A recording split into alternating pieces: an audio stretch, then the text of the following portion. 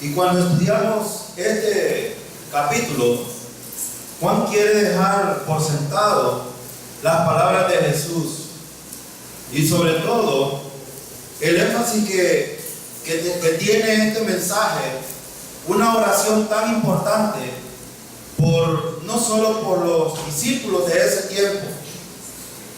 De hecho, hemos insistido en que la partida de un ser duele. Ya los hermanos manifiestan el cariño, el respeto, la falta que hace un ser en esta tierra. Pero Jesús les estaba diciendo a los discípulos algo: yo me voy, pero no van a quedar solos. Entonces, cuando yo escucho estas palabras que Jesús mismo dice, tengo un gran alivio personalmente, lo confieso. Tengo un gran alivio porque de hecho no estamos solos los creyentes. Amén. Y esto debe de confortar todo el tiempo de la vida y la existencia mientras estamos aquí. Hermanos, siempre hay que recordar que este tiempo leve que el Señor nos tiene a la tierra tiene un propósito.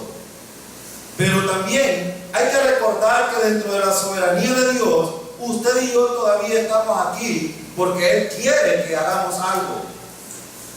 Y ese era precisamente el anhelo de Jesús con los discípulos. Él les dijo: yo me voy, pero no van a quedar solos.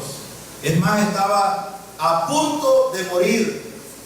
A punto de morir.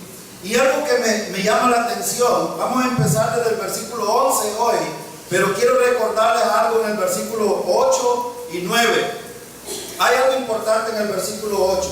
Miren lo que dice el 8. Ahora he conocido que todas las cosas que me has dado proceden de ti. Hermano, todo lo que Dios le dio a Cristo procede del Señor. Ahora, hay algo más importante que eso aún, porque Jesús estaba hablándole a los discípulos. Y miren el versículo dice: porque las palabras que me diste les he dado. Una de las responsabilidades de Jesús, hermano, fue siempre entregar la palabra del Señor a los discípulos. Esa es la misma responsabilidad que tenemos nosotros hoy. Y cada vez que abrimos la Escritura, necesitamos ver qué nos enseña la Escritura a nosotros. Es responsabilidad no solo de los líderes enseñar, también todos nosotros como creyentes tenemos responsabilidad de entregar el Evangelio a la gente y este mensaje que Jesús había entregado. Este era un mensaje específico para los discípulos, pero van a ver ustedes que Jesús no solo estaba orando por ellos, Jesús estaba orando por los que debían de creer, es decir, por ustedes y por mí. Y qué bueno, hermanos, que Jesús se acordó de nosotros en esta oración. De hecho, yo no sé usted si sabía que un día iba a estar aquí, en este lugar, y que iba a escuchar la palabra del Señor, y que iba a tener consuelo por medio de la palabra del Señor. Consuelo en muchas cosas que vamos a ver ahora. Pero fíjense bien, el Señor les había transmitido las mismas palabras del Padre. No les dio, hermanos, como algunos piensan, no les dio propiedades, no les dijo: aquí les traigo el dinero que mi Padre les tiene preparado. No, les dio las palabras que necesitaban. Espero yo hoy, hermano, que usted, por medio de la palabra del Señor, usted salga fortalecido y confortado hoy.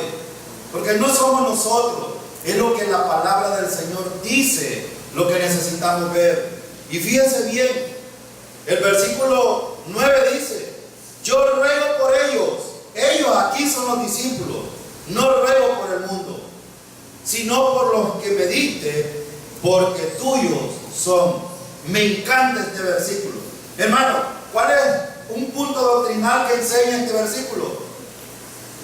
La seguridad eterna, hermano. Si usted ha confiado en Cristo como su Salvador, Dios le ha entregado a Cristo su vida. Y por eso es que ahora podemos afirmar con certeza que tenemos vida eterna en Cristo Jesús. Hermano, esto debe de servir de fortaleza para nosotros. Y ¿saben qué? Hay algo más en este versículo. No solo dice Jesús, sino por lo que me diste. Es decir, no solo son de Cristo, también son del Padre. Ahora yo pregunto, si el Padre y el Hijo son los dueños de nuestra vida, ¿quién las puede arrebatar de Él? Pero Pablo dice, ni lo alto, ni lo profundo, ni ninguna otra cosa creada nos podrá separar del amor de Dios que es en Cristo Jesús. Esto implica, hermano, que entonces como creyentes debemos de estar muy agradecidos con el Señor, porque usted estaba camino al infierno y el Señor lo rescató. El Señor pagó un precio en la cruz del Calvario. Esto implica también la responsabilidad de vivir una vida conforme al propósito de Dios y no conforme al propósito del mundo. Fíjense, su ministerio de intercesión se realiza a favor de ¿quiénes? De los suyos. Cristo está, hermano, ministrando a los que son de Él. A los que no son de Él no le interesa, porque cada uno en el mundo es responsable si cree en el Salvador o no cree. Hemos dicho tantas veces aquí que la gente no se salve más. ¿Cuántos de ustedes pueden mofarse hoy y decir que cada uno de ustedes que está aquí ha sido salvo por sí mismo? Ninguno. Es más, para Israel, Él dice, yo soy su Salvador. Es el Señor quien nos salva, hermano. Nosotros no nos salvamos, nos salvan. Y esto es lo bueno, porque si fuera por nosotros, yo diría que estamos perdidos hoy. Pero gloria a Dios, que Cristo pagó de una vez y para siempre nuestros pecados. Ahora, versículo 10 y 11. Y dice, y todo lo mío es... fíjense la comunicación que hay entre el Señor y Dios. Todo lo mío es tuyo y lo tuyo es, hermano. Cristo quiere enseñar aquí un punto doctrinal muy importante que a veces olvidamos los creyentes. En Cristo y en nosotros hay una unidad. Yo he dicho algunas palabras aquí, hermano. Nosotros somos eternos en Cristo, porque tenemos una posición en Él.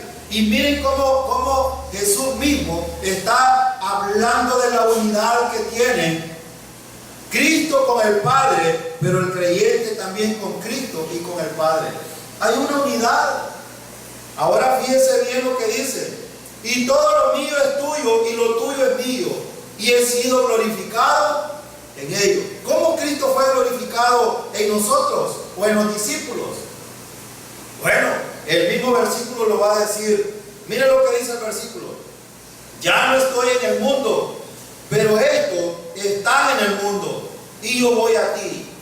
Padre Santo, a los que me diste, los que me has dado, guárdalos en tu nombre para que sean uno, así como nosotros. El propósito tal de nuestra salvación, hermano, es traer gloria a Jesucristo. Cuando usted fue salvo, Cristo es glorificado. ¿Sabe por qué? Porque no hay ninguna jactancia en ninguna persona. Es Cristo el que glorifica, se glorifica a sí mismo en la salvación de las personas. ¿Por qué? Porque hay un principio importante que recordar. Dios es soberano y Él hace como a Él le place. La gente, a veces cuando uno dice Dios es radical, la gente no le gusta. Dios es radical en algunos puntos. Por ejemplo, en el juicio para Israel en el futuro, Él es radical. El juicio de las naciones es radical. Ha de suceder. Punto. Nadie puede discutir esto. Pero también en la salvación, Dios dijo, es por la obra de Cristo y nada más. Aquel que quiera salvarse por otro medio, bueno, lo siento mucho, pero está camino al infierno.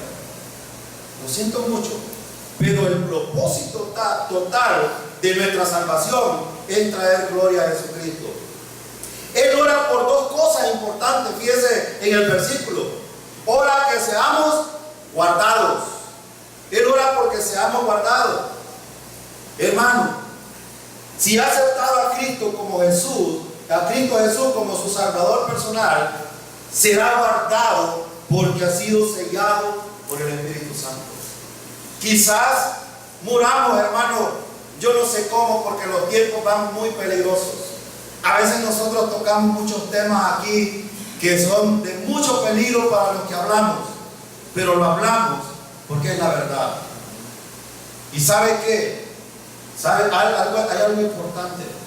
Un día de esta semana tuve una oportunidad de decir dos cosas a unos maestros que tuvimos un convivio. Y me dieron la oportunidad de dar un mensaje de más o menos unos 10 minutos. Y les decía yo, el problema de las dificultades que enfrentamos con los estudiantes en la escuela es la deshonra a los padres. Y algunos se burlaban de este tema. Pero ¿saben por qué? Yo hoy después he estado reflexionando y digo, seguramente se burlaban porque ellos tienen hijos malcriados y no quieren aceptar que les dan hasta les dan en la trompa los hijos. Es porque una vez vino una prima mía de Estados Unidos, ella no podía tener hijos y un único hijo le dio el Señor, hizo un milagro, ya siendo vieja, le dio un hijo. ¿Y saben qué? El hijo la trompió ella en la casa como quiso y ella no los pudo reír. Y la gente no estima este tipo de cosas. Y yo les decía, uno de los problemas que envuelve a nuestras sociedades es la deshonra de los hijos a los padres. Pero la otra es estar maldiciendo al pueblo de Israel.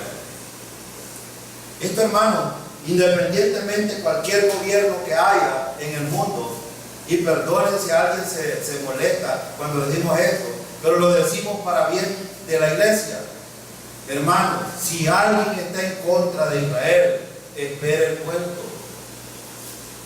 No porque nosotros lo decimos. Génesis capítulo 12: bendeciré a los que te bendijeren y maldeciré a los que te maldijeren. Es Dios mismo el que dice. Entonces, el punto aquí es que Jesús estaba diciendo, guárdalos, porque van a venir tiempos muy peligrosos. Yo no soy profeta, hermano. Esto lo dije allá en ese convivio, y sabe que un maestro se burló y dijo, menos mal, dijo, aleluya, gloria a Dios, que este no es profeta, porque él sentía que era un insulto que le estaba diciendo. Y de hecho no soy profeta, pero quiero decir dos cosas. Si nosotros hemos visto cosas que son muy difíciles, los hijos suyos van a ver cosas mucho más. Y si no los preparan ustedes, como sacerdotes, hombres que están aquí, dejen que en la escuela dominical les enseñen. De hecho, tenemos una gran responsabilidad como sacerdotes de nuestros hogares. Necesitamos sentar a los que tienen hijos, sentar y estudiar todas estas cosas para estar preparados. Pero hay algo importante que, aparte de todo esto, usted y yo, hermano, somos guardados por el Señor. Pase lo que pase, pase lo que pase. Si nos vamos de aquí porque nos matan o porque nos encarcelan o lo que suceda, no importa, porque el Señor nos guarda a nosotros.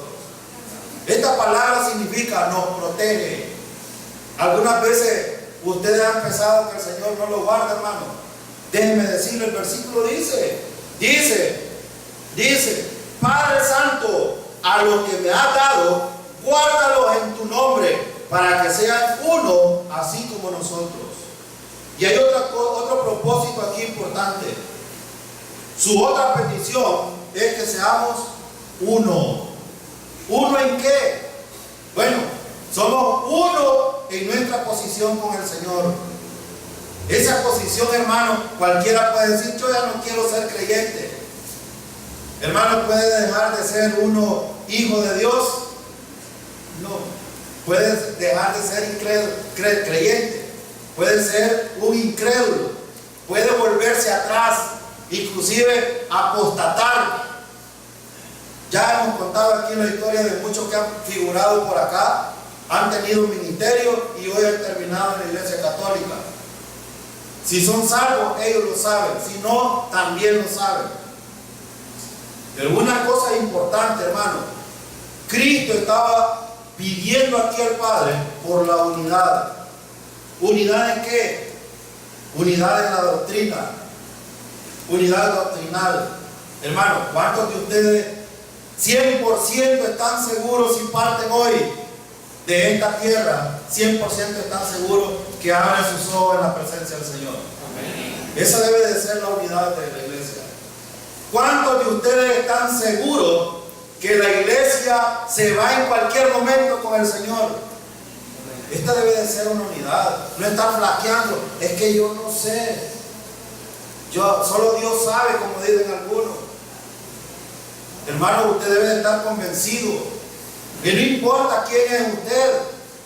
De hecho, a veces nosotros flaqueamos porque de hecho no somos tan buenos creyentes. Y por eso es que pensamos que podemos perder la salvación o que a lo mejor no somos salvos.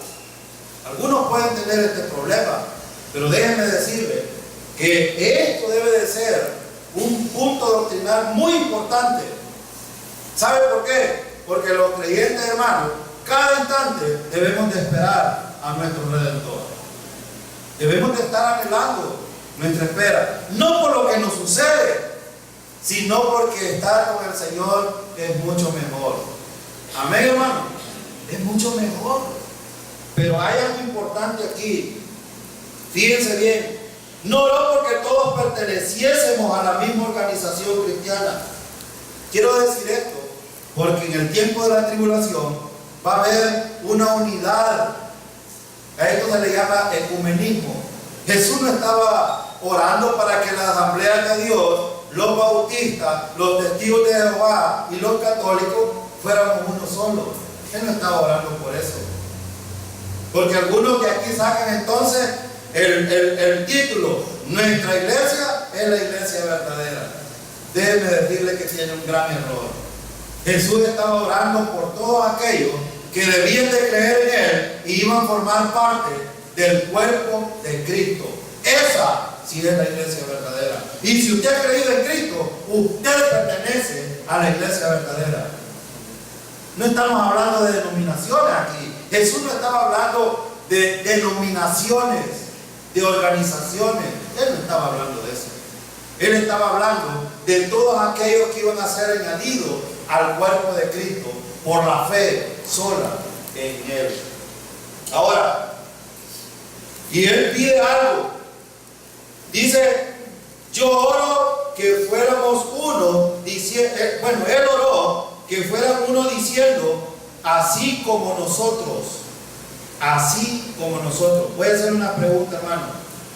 ¿Usted calcula realmente cómo es Cristo y cómo es Dios? ¿Puede calcular usted? ¿Verdad que no tenemos un cálculo seguro? Pero Cristo y Dios son una sola persona, tienen la misma deidad. Déjeme decirle algo, hermano. Quizás usted no lo ha calculado también. Usted, Cristo, el Padre, el Espíritu Santo, somos uno solo. A lo mejor a algunos les va a sorprender esto. ¿Cómo? Sí, es que ahorita tenemos un problema nosotros. Pero cuando estemos en la presencia del Señor, ¿cómo seremos, hermano? Como Cristo. Como Cristo. Es más, déjeme decirle algo. Pablo lo dice a los corintios, lo dice a los romanos, lo dice a Timoteo. Se lo ha dicho, hermano. Nosotros ya somos como Cristo. El problema es que no nos calculamos muertos en pecado. Ese es el problema. Pero nosotros, hermanos, de hecho, si no fuera así, nosotros estaríamos buscando salvarnos. Buscando salvarnos. Pero ¿qué nos ha dado Él? Vida eterna. Ahora yo pregunto, ¿esa vida eterna la tiene ya usted o la tendrá en el futuro? Entonces, hermano, déjeme decirle que como usted forma parte del cuerpo de Cristo, usted es como Cristo. Esto, ¿verdad que no cabe en la mente del ser humano? No cabe. Pero ¿cómo es que funciona esto? Bueno, déjenme decirles. En el versículo que acabamos de leer, dice: Padre Santo, a los que me has dado, guárdalos en tu nombre para que seamos uno. Nota lo que dice: para que seamos. ¿Incluye Cristo a todos los creyentes aquí? Claro que sí. Así como nosotros, dice Él. Él está diciendo que seamos tal como somos nosotros. Bueno, si esto no les parece, vayamos un poquito más al siguiente versículo. Versículo 12, mire lo que dice: Cuando estaba con ellos en el mundo, yo los guardaba en tu nombre. ¿Quién era el protector de los discípulos en el momento que Él andaba con ellos? Era Cristo. Era necesario que Él estuviera. Pero mire lo que dice el versículo: a los que me diste, yo los guardé, y ninguno de ellos se perdió. Tomen en cuenta esto, hermanos, porque es muy importante esto. Ninguno de ellos se perdió. Él está hablando de los discípulos, de los 12 que había elegido, porque después vamos a tomar el tema que nos compete a nosotros. Pero fíjense bien, Él dice, aquí hay una exclusión, o hay una, ¿cómo se llama? Una observación muy importante. Dice: ninguno de ellos se perdió, sino el hijo de perdición, para que la escritura se cumpliese. De los 12, ¿quién se perdió? Judas. Por eso, hermanos, nosotros hemos enseñado la doctrina de la salvación por fe sola, y hemos hablado acerca de Judas. Judas no fue salvo. Algunos inclusive tratan de decir un montón de cosas. Bueno, ¿quién está hablando aquí? Jesús está diciendo: solo uno se perdió de los 12. Y Él, cuando dice la palabra se perdió, en el griego es no se salvó. Eso quiere decir, es decir, se desvió. Ahora yo pregunto, hermano, Judas oyó. Allá arriba, por eso empecé yo con el versículo 8. ¿Qué les había enseñado el Señor? La palabra de Dios. Le había dicho la palabra que Dios le había encomendado que les hablara. ¿La oyó Judas? Sí. No hay garantía, hermano, de que escuchemos y que aprendamos. Muchos podemos estar aquí y no oír. La palabra oír aquí es más allá de oír sonidos. Es de entender lo que oímos. Es decir, Judas le pasó esto. Jesús dijo: los que me diste. Aquí tenemos la elección. Bueno, aquí hay mucha doctrina que enseñar. Solo quiero decir algo acerca de la elección. Cuando Jesús le dice: los que me diste, aquí hay un grupo. Por ejemplo, los calvinistas enseñan esto. Los calvinistas dicen que Dios ya sabe quiénes han de ser salvos. ¿Eso es verdad? Sí, es verdad. En ese punto no hay problema. El punto, hermano, es que los calvinistas responsabilizan a Dios de la salvación de las personas, y eso no es correcto. Y aquí está el punto importante. ¿Por qué Judas no fue salvo entonces? ¿Por la culpa de Dios? No fue salvo no por la culpa de Dios. ¿Quién era el responsable de confiar en la palabra que Jesús había enseñado? Era Judas mismo. Como tan responsable somos nosotros hoy de escuchar lo que la palabra enseña. No hay responsabilidad. El mundo, hermano, el mundo tiene la responsabilidad de oír el mensaje y creer en Cristo. Si no lo hace, Él es responsable de su salvación. Punto. Este es un punto que la palabra lo enseña. Y en la elección, en el punto de la elección, quiero aclarar y poner un principio. Dios elige a los que eligen creer en Cristo. Dios sabe quiénes van a creer en Cristo. Dios es omnisciente, Dios es omnipresente, Él es soberano, Él conoce de antes de la fundación del mundo quiénes íbamos a creer y quiénes no iban a creer. Pero la responsabilidad es del ser humano. Es del ser humano. Y hay una razón importante. ¿Por qué? Porque Dios ya hizo lo que tenía que hacer. ¿Y qué fue lo que hizo Dios? Mandar a su Hijo a morir en la cruz. ¿Por los pecados de solo los que estamos aquí? No, murió por los pecados de toda la humanidad. Si lo cree, bueno, es salvo. Y si no, pues lo siento mucho. Él es responsable de eso. Y por eso, hermano, la elección es así. Dios elige a los que eligen creer en el Señor. Así de sencillo. Este es el punto. No es como los calvinistas dicen. El hermano Jonathan sí. Es que bueno, creyente. El hermano Bel no. Ellos dicen así. Este sí, este no. Este sí, este no. ¿Es así Dios, hermano? No. El mensaje del Evangelio es para todos.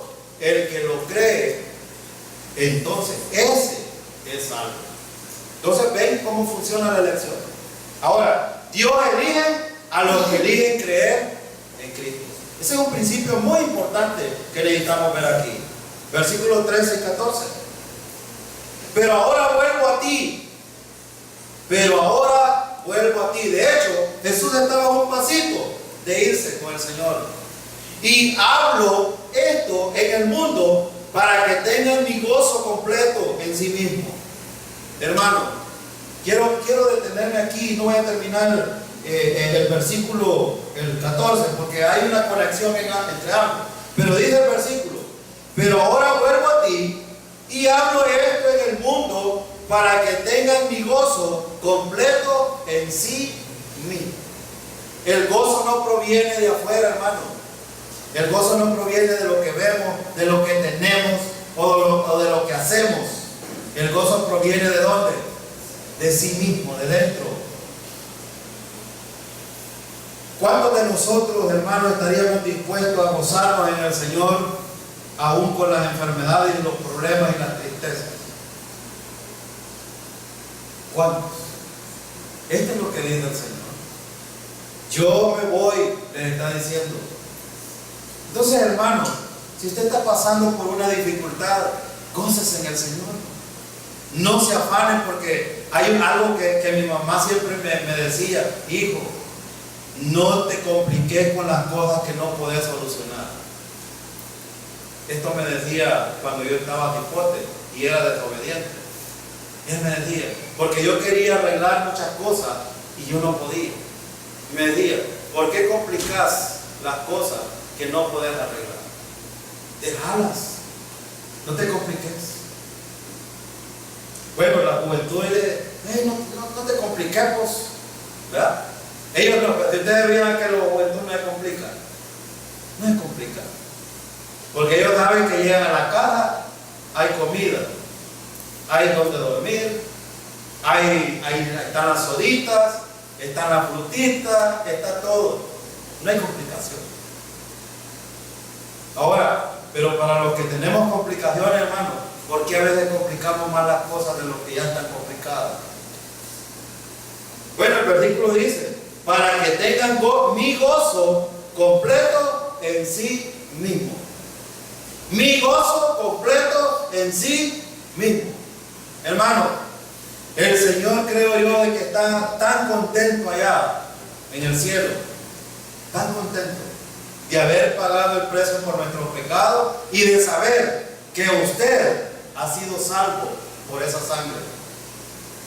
Y esto debe de regocijarnos a nosotros. Por eso Pablo había visto algunas cosas. Bueno, yo creo que vio todo. Él no explicó nada de esto, pero él fue al tercer cielo. Y Pablo dijo: para mí el vivir es Cristo y el morir. Pero dijo algo más: regocijados en el Señor. Otra vez digo, regocijados. Él sabía, hermano, que el creyente, bueno, el Señor mismo va a decir aquí que los creyentes van a padecer. Y eso no lo podemos obviar. Pero en medio de esos padecimientos, necesitamos estar gozosos, contentos. Ahora yo pregunto, ¿es fácil esto en nuestra fuerza? No, no. Mire lo que dice el versículo. Yo les he dado tu palabra y el mundo los odió porque no son del mundo, como tampoco yo soy. Hermano, quiero decir algo. Ojalá que aprendamos este principio. Si nosotros estamos en el mundo, pero no somos de este mundo. Aprendamos, estamos en este mundo, pero no somos de este mundo. Pero si tú practicas lo que el mundo hace, o haces lo que el mundo hace, jamás vas a tener problemas. Con el mundo no.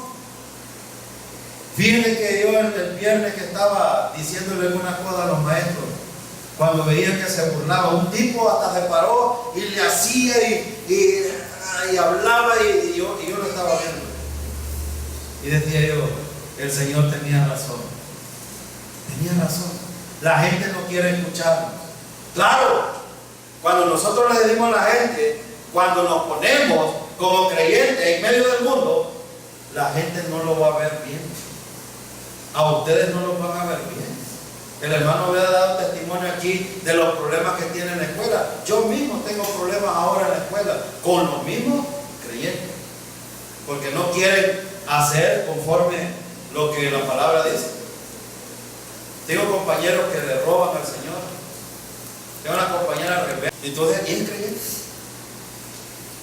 ¿Y cuánto no más al mundo? Pero miren lo que dice el versículo. Dice el versículo: el mundo los odió porque no son.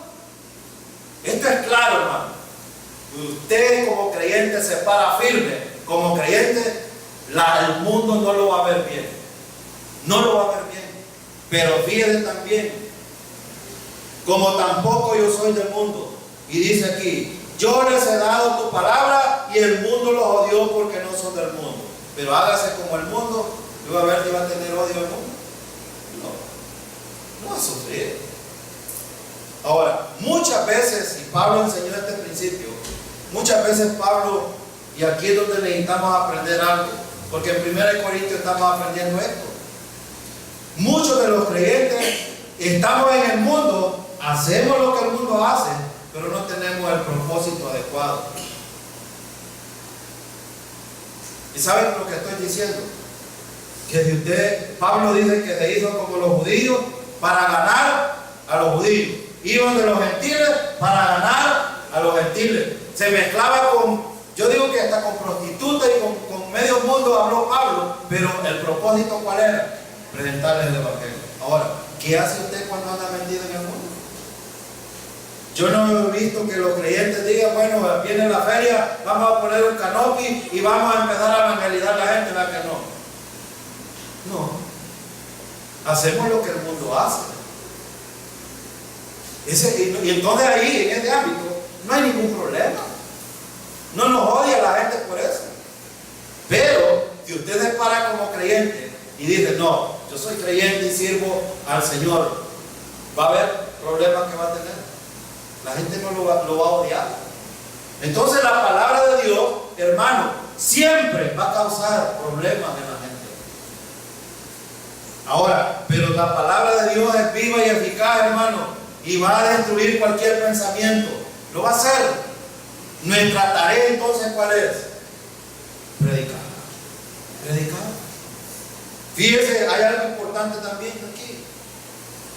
Es revolucionario. Voy a decir esta palabra, hermano, porque la gente le causa revuelta a esto.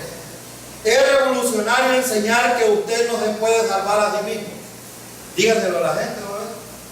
La gente va a empezar a decir, no, ¿cómo va a ser posible? Le causa revuelta. Y cuando usted le dice que solo Cristo puede salvar, esto le va a causar problemas a la gente. Y lo van a odiar. Lo van a odiar. El hermano Aníbal dice que, bueno, un día de esto fuimos a visitar a la hermana Isabel, estaba en el quirófano, y platicando ahí con el hermano Pedrito y la hermana Lidia, contaba la historia del hermano Aníbal que estaba ahí sentada la hermana Lidia en era banquito, hermano, era en la acera, iba pasando una señora religiosa que no los puede ver a ellos, porque ellos quieren presentar el evangelio y la señora le sale con el machete desenvainado. Y dice que le tiraba patadas a la señora, a la hermana Lidia, para que se quitara y tenía el gran espacio para pasar. Esto va a pasar, hermano. Esto va a pasar. Y ustedes creen que no podemos recibir hasta pedradas, insultos, de lo que sea. Bueno, vamos a llegar a ese tiempo. Ahora la pregunta es, ¿cuántos de ustedes se pararían firmes en el Señor y enfrentar esta situación? Bueno, es lo que está diciendo el Señor aquí. Van a sufrir. Ahora, fíjense bien, versículo 17, versículo 15. No ruego que los quites del mundo, sino que los guardes del mal. Aquí hay una traducción muy mala. En la parte final, quiero aclarar esto porque muchos podemos irnos hoy. Bueno, pero si el Señor dice que no nos quita de aquí, pero nos aparta del mal, entonces, bueno, ¿y por qué estoy pasando tantos problemas? Pues que el versículo ahí en la traducción es incorrecta. En el griego, la palabra sino que los guardes del mal significa que los guardes del maligno. Porque ¿quién es nuestro enemigo, hermano? Es Satanás. Yo siempre le digo, hermano, si usted va a evangelizar, ore antes de hacerlo, porque el primero que va a hacer el presente cuando usted le va a hablar el evangelio a alguien es Satanás, y no va a querer. Es más, ¿saben por qué va a estar ahí? La parábola del sembrador lo dice. Cuando usted siembra la semilla, viene el maligno y ¿qué hace? La quita para que no crea. Y esto es así. Por eso los creyentes, hermanos, debemos ir preparados. Yo no diría que alguien que va a ir a predicar vaya a predicar desarmado. Necesita orar mucho antes de ir a predicar. Y necesita orar ¿para qué? La misma oración que el Señor estaba haciendo aquí. Él no, fíjense que si Cristo hubiera orado para que nos quitara del mundo, inmediatamente, es mi imaginación, perdónenme si soy muy corto, pero si el Señor le hubiera permitido esto, usted cree y se fuera con el Señor. Él cree y se fuera con el Señor. Pero el Señor dijo, no, van a creer, se van a estar en el mundo. Pero Él pidió algo. Yo no sé si a usted le causa paz, alegría, no sé, pero esto nos compete a nosotros. Miren lo que dice, sino que lo guarde del maligno. Hermano, ¿estamos protegidos con el maligno? Claro que sí, hermano, estamos protegidos. Y yo no sé por qué algunos creyentes todavía andan ahí en la bruja y andan entre los brujos. Yo recuerdo una vez, les voy a contar esto rápido. Ya era creyente yo. Y un amigo en San Miguel, que era amigo de Chupa conmigo, yo tenía 2 años de haber dejado, todavía no me congregaba aquí. Me pidió el papá, porque mi mamá iba a ese lugar antes. Y entonces me dice, mira, decirle a tu mamá que me vaya a enseñar dónde están los brujos. Y mi mamá me dice, sí, vamos. Y nos vamos, ¿verdad? Y llegando allá, un montón de hermanitas con pañuelitos. Tenían una banquita ahí. Y recuerdo yo, pero miren, aquí hay una cosa importante que yo aprendí hasta hoy después, con las enseñanzas, comprendí esto yo. Viene y me senté yo ahí, ¿verdad?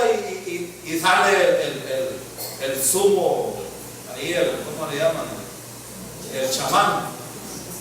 El chamán mayor salió de la puerta y desde que salió se me quedó viendo.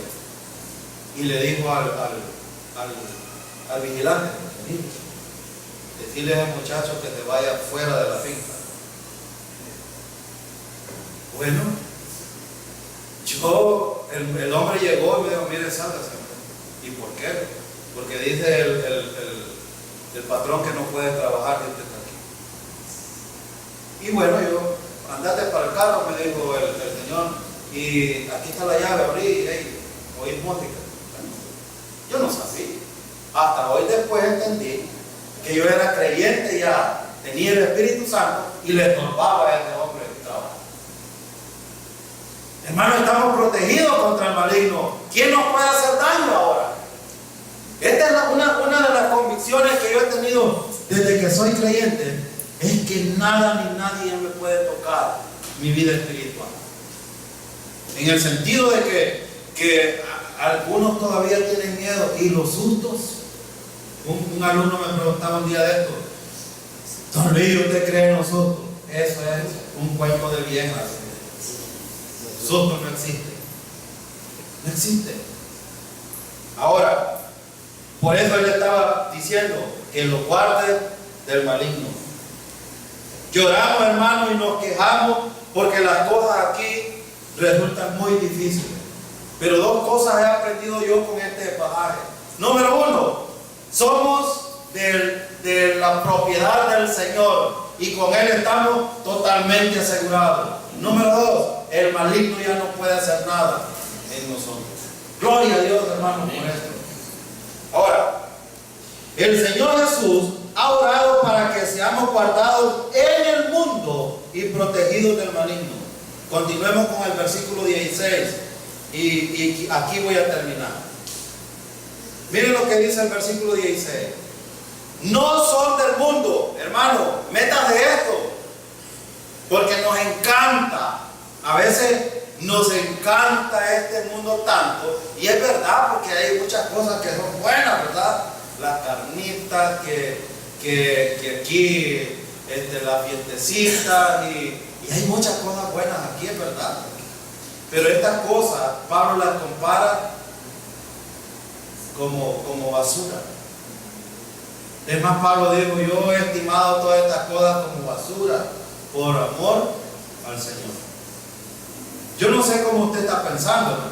Pero mientras estamos aquí, necesitamos estimar dos cosas. Número uno, necesitamos seguir siendo creyentes, que demos ejemplo de nuestras convicciones en el Señor. Y número dos, meditar siempre, cada vez que nos levantamos, que no somos de este mundo.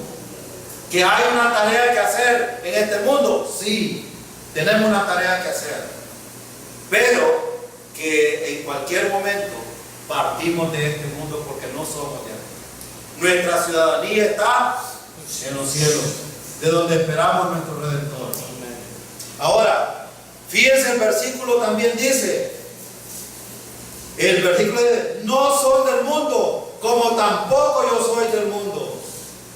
Si el Señor está asegurándonos aquí, ustedes tienen una morada celestial. Juan 14, ¿qué nos dijo? Pues voy pues a preparar lugar para vosotros.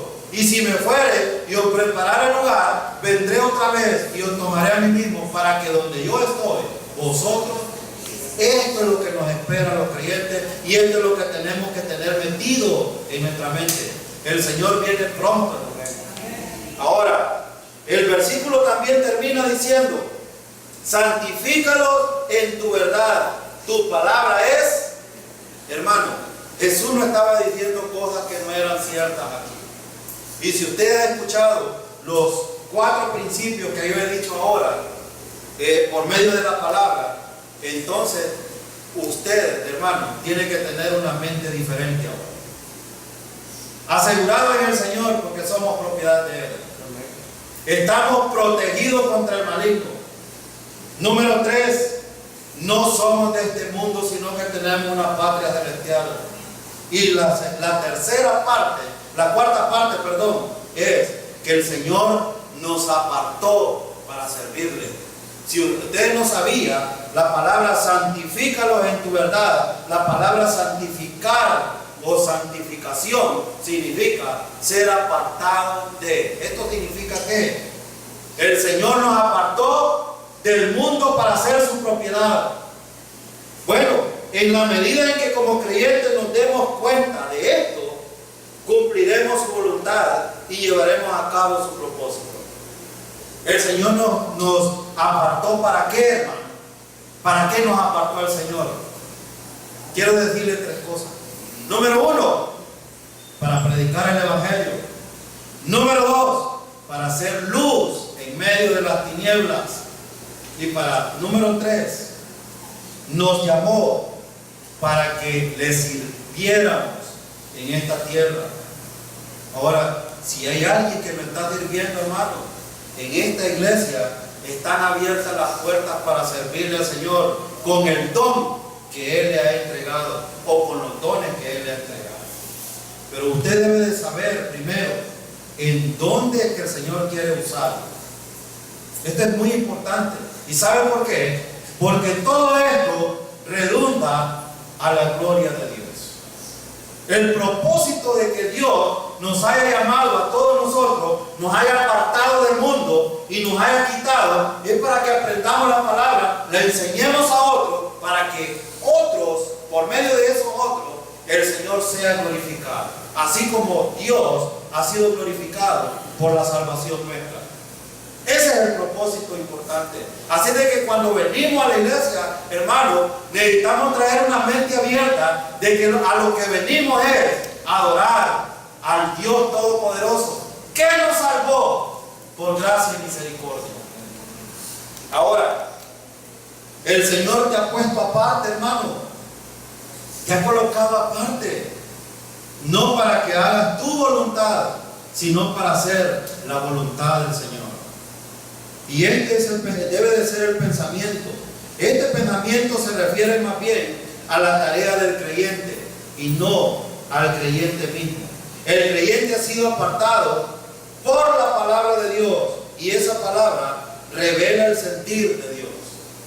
Si yo no sé, pero siempre que leo un pasaje veo que Dios tiene propósitos para cada uno de nosotros. Y no estoy predicando una vida de propósito como hay un libro por ahí, una doctrina. No, sino que Dios siempre nos ha llamado, nos ha apartado con propósito firme de servirle y adorarle por lo que Él ha hecho por cada uno de nosotros.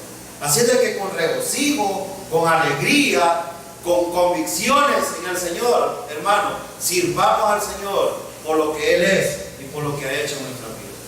Amén, hermano. Vamos ahora. Dio su vida para darnos vida y los buenos siervos van y lo predican. Mientras tanto otros se aprovechan de todo el trabajo que ha costado vidas. Por dinero cantan, brincan, gritan, cuando hacen sus reinos se creen estrellitas. Valen más que nadie los provoque y que mejor me calle porque me pueden quemar. Se vende el Cristo que da la vida.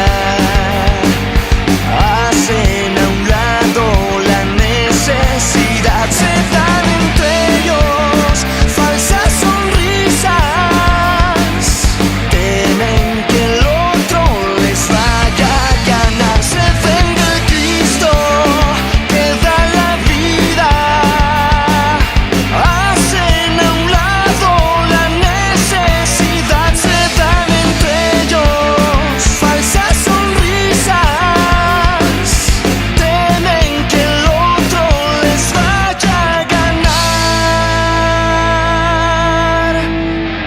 Su vida para darnos vida sin vendernos nada.